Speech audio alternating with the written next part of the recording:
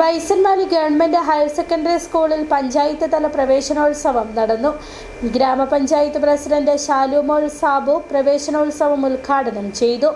ചടങ്ങിൽ വിവിധ കുട്ടികൾക്ക് പഠനോപകരണങ്ങളുടെ വിതരണവും നടന്നു.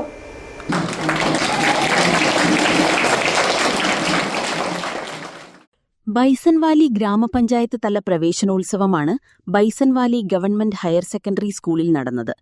ഗ്രാമപഞ്ചായത്ത് പ്രസിഡന്റ് ഷാലുമോൾ സാബു പ്രവേശനോത്സവം ഉദ്ഘാടനം ചെയ്തു. പുതിയതായിട്ട് സ്കൂളിലേക്ക് എത്തിച്ചേരുന്നതും യൂണിഫോം ഇട്ട് എത്തിച്ചേരുന്നതും പുതിയ കാര്യങ്ങൾ പഠിക്കാൻ വേണ്ടി നിങ്ങളെല്ലാം വളരെ ആഘോഷപൂർവ്വമായിട്ടും ആകാംക്ഷഭരിതരായിട്ടുമാണ് ഇവിടെ എത്തിയിരിക്കുന്നത്. നമ്മുടെ സ്കൂളുകളെ മികവിന്റെ വിദ്യാലയങ്ങളായി മാറ്റുക എന്നതാണ് പൊതുവിദ്യാഭ്യാസ വകുപ്പിന്റെ പ്രഥമമായ ലക്ഷ്യം. ഇന്ന് ഒരുപാട് സ്കൂളുകൾ മാറിയിട്ടുണ്ട്. ഹൈടെക് ക്ലാസ് റൂമുകളാണെങ്കിലും അവരുടെ പഠന സാഹചര്യങ്ങളാണെങ്കിലും ഇന്ന് ഒരുപാട് മാറിയിട്ടുണ്ട്.